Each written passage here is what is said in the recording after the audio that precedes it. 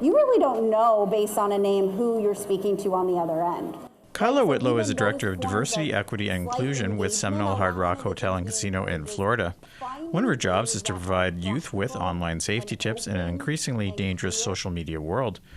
Whitlow says Indigenous youth are often the target of online human traffickers, so they should be armed with the right tools to protect themselves.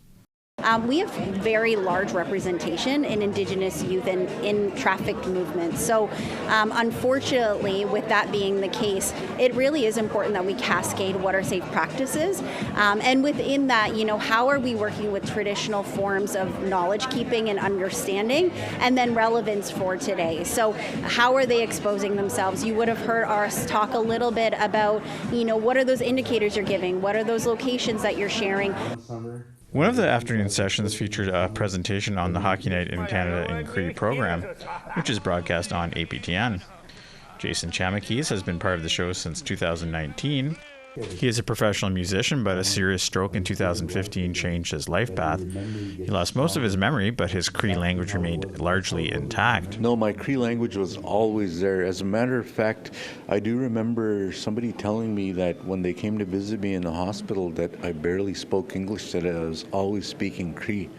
And so that was never affected. It was always there, but it did take some time for me to start remembering how to say some words. They were up here, but I had to figure out to take my time and so I could say these words more clearly. As part of his recovery, Chamakis says he watched a lot of Edmonton Oilers games and eventually found his way onto the Hockey Night in Cree broadcast.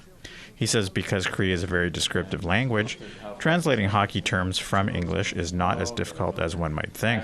My analogy is this: if you hear a story in English, it's going to be like in your brain for a younger person, it's going to be like watching a black and white TV with one speaker.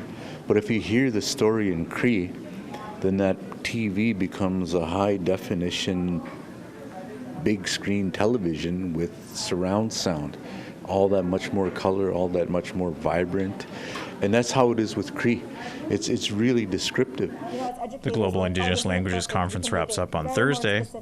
Fraser Needham, APTN National News, Ottawa.